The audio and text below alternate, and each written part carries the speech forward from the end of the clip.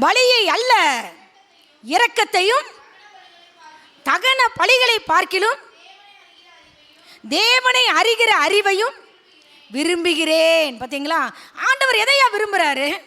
பலியை அல்ல, அவர் இரக்கத்தை விரும்புகிற கர்த்தர். அவர் பேரை இரக்கங்களின் பிதா, இரக்கமுள்ள பிதா.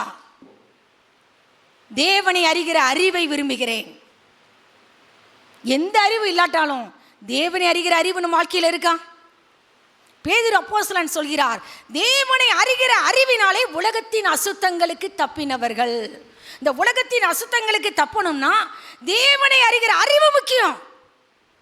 தேவனை பரிசுத்தரை அறிகிற அறிவு முக்கியம். பரிசுத்தர் எதை விரும்புகிறார்?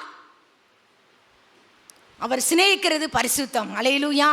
நீர் சிநேகிக்கிற பரிசுத்தம். அவர் சத்தியத்தை சிநேகிக்கிறார், சமாதானத்தை சிநேகிக்கிறார், இரக்கத்தை சிநேகிக்கிறார். என்கிட்டயும் அதை விரும்புகிறார், எதிர்பார்க்கிறார்.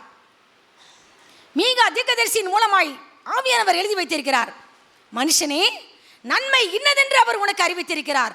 நியாயம் செய்து இரக்கத்தை சிநேகித்து உன் தேவனாகிய கர்த்தருக்கு முன்பாக மனத்தாழ்மையாய் நடப்பதை அல்லாமல் வேற எண்ணத்தை உன் கர்த்தர் உன்னிடத்தில் எதிர்பார்க்கிறார். நீ நியாயம் செய்யணும், நீ இரக்கத்தை சிநேகிக்கணும், அவர் சிநேகிக்கிற பரிசுத்தத்தை சிநேகிக்கணும், சமாதானத்தை சிநேகிக்கணும், சத்தியத்தை சிநேகிக்கணும்.